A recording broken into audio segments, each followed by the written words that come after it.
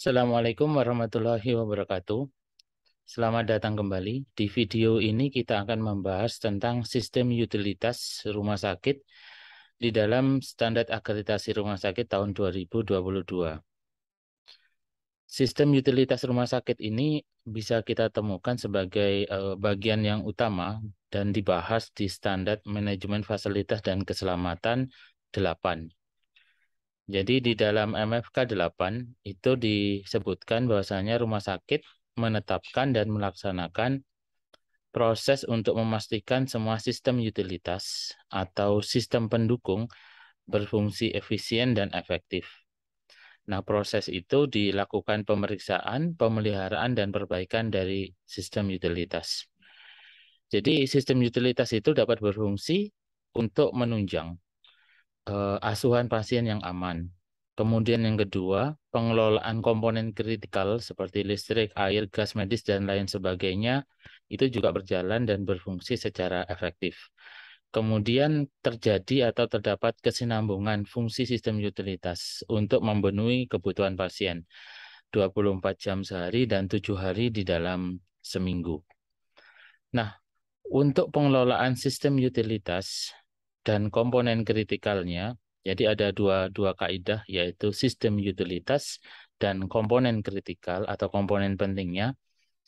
Rumah sakit melakukan proses pengelolaan yang merupakan bagian dari program manajemen fasilitas dan keselamatan pada MFK 1. Jadi rumah sakit ada program manajemen fasilitas dan keselamatan, sedangkan pengelolaan sistem utilitas dan komponen kritikal itu bagian dari program tersebut. Nah, kegiatan-kegiatannya meliputi ketersediaan air dan listrik 24 jam sehari dan 7 hari di dalam seminggu. Kemudian rumah sakit memiliki daftar inventaris dari komponen sistem utilitas, memetakan distribusinya dan melakukan update secara berkala.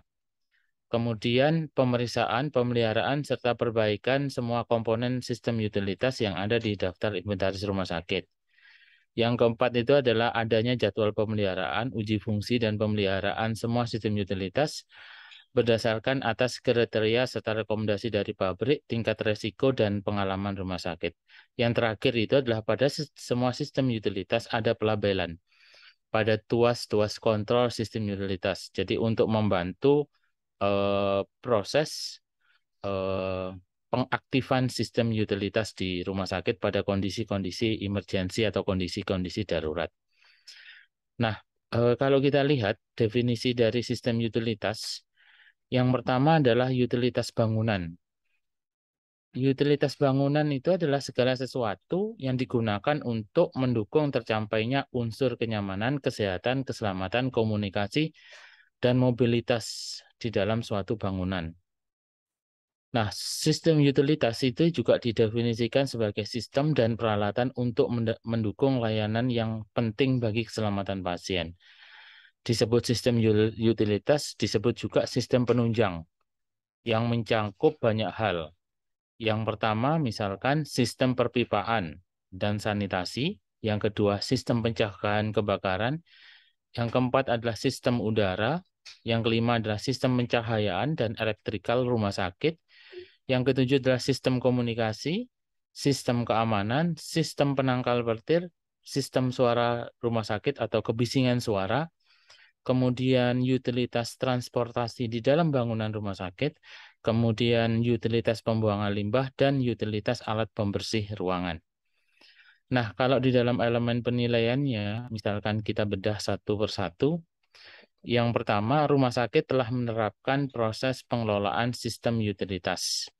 Jadi, surveyor itu mencari bukti proses pengelolaan sistem utilitas. Yang kedua, rumah sakit melakukan pengkajian risiko sistem utilitas dan komponen kritikalnya secara proaktif setiap tahun dan didokumenkan di dalam daftar risiko atau register risiko. Jadi, surveyor mencari bukti berupa daftar register risiko berkaitan dengan sistem utilitas dan komponen kritikalnya pada unit-unit pelayanan dan unit-unit kerja di rumah sakit. Nah, pada standar MFK 8.1 itu dilakukan pemeliharaan, pemeriksaan, dan perbaikan dari sistem utilitas. Elemen penilaiannya, rumah sakit menerapkan proses inventarisasi sistem utilitas dan komponen kritikalnya. Jadi surveyor akan mencari bukti daftar inventaris berkaitan dengan sistem utilitas dan komponen kritikal. Yang kedua, sistem utilitas dan komponen kritikal telah diinspeksi. Jadi, surveyor mencari bukti inspeksi pada beberapa contoh sistem utilitas secara acak. Misalkan sistem utilitas itu adalah AC. Itu ada kartu pemeriksaan dan kartu inspeksinya. Itu akan dilihat oleh surveyor secara acak begitu. Kemudian yang ketiga, sistem utilitas dan komponen kritikalnya diuji secara berkala. Jadi ada kegiatan uji fungsi secara berkala, ada inspeksi secara berkala. Itu. Jadi uji fungsi kalau kita lihat paling paling kelihatan uji fungsi itu adalah misalkan pada genset. Itu ada uji fungsi yang dilaksanakan setiap akhir pekan atau 1 bulan sekali untuk melihat ketika genset itu dihidupkan bagaimana sih kapasitas keluaran dari listrik yang dihasilkan oleh genset. Itu adalah contoh inspeksi secara berkala dan contoh pengujian secara berkala begitu. Jadi inspeksi dan pengujian itu hampir sama. Kalau inspeksi itu pemeriksaan, kalau pengujian itu adalah melihat apakah sistem utilitas itu mampu berfungsi begitu. Kemudian yang keempat adalah sistem utilitas dan komponen kritikalnya dipelihara. Jadi ada proses pemeliharaan, ada bukti pemeliharaan, dan sistem utilitas dan komponen kritikalnya diperbaiki bila diperlukan. Jadi apabila ditemukan kerusakan atau ditemukan gagal fungsi, itu dilakukan perbaikan secara berkala. Nah, di dalam surveyor melakukan penilaian dan rumah sakit mempersiapkan akreditasi rumah sakit, maka ada semacam checklist untuk melihat apakah sistem utilitas itu berfungsi secara maksimal, berfungsi secara efektif. Nah, checklist ini akan menjadi dasar bagi surveyor yang itu adalah kesimpulan dari telusur manajemen fasilitas dan keselamatan dan satu kesimpulan juga dari hospital tour pada rumah sakit C dan rumah sakit kelas D. Misalkan sistem perpipaan hemodialisanya, komponen kritikalnya apakah ada, kemudian apakah ada register resiko, apakah hemodialisa 24 jam? Kalau dalam kaidah hemodialisa itu 2 shift jaga, tapi ada beberapa rumah sakit yang 24 jam. Kemudian bagaimana inventarisnya? Kemudian peta distribusi, yaitu lokasi hemodialisa dibandingkan peta rumah sakit. Kemudian pemeriksaan atau inspeksinya, kemudian jadwal pemeliharaan, uji fungsi alat-alat hemodialisa, perpipaan hemodialisa di dalamnya, dan pelabelan. Misalkan kamar operasi, komponen kritikalnya misalkan sistem air reverse osmosis, apakah ada register resiko, apakah kamar operasi perpipaannya siap 24 jam, kemudian inventaris, peta distribusinya, lokasi peta pipa di rumah sakit, kemudian pemeriksaan, kemudian pemeliharaan, uji fungsi, dan pelabelan. Jadi tempat pipa rumah sakit itu letaknya itu di mana dan bagaimana sih apa itu namanya output dari air yang dihasilkan oleh perangkat reverse osmosis. Jadi ada banyak ketentuan-ketentuan yang lainnya yang kita lihat. Misalkan sistem pencegah kebakaran itu melihat apakah rumah sakit memiliki smoke detector, memiliki hidran, ataupun memiliki APAR. Kemudian pada sistem udara, apakah sistem udaranya itu menggunakan sistem udara mengalir ataukah menggunakan sistem udara menggunakan AC begitu. Kemudian sistem pencahayaan, berapa lux masing-masing cahaya di lampu. Kemudian jumlah saklar tiap bed atau tiap tempat tidur. Kemudian sistem komunikasi, apakah rumah sakit menggunakan fixed phone ataukah wireless phone. Sistem keamanan, bagaimana CCTV, bagaimana entry dan out-nya.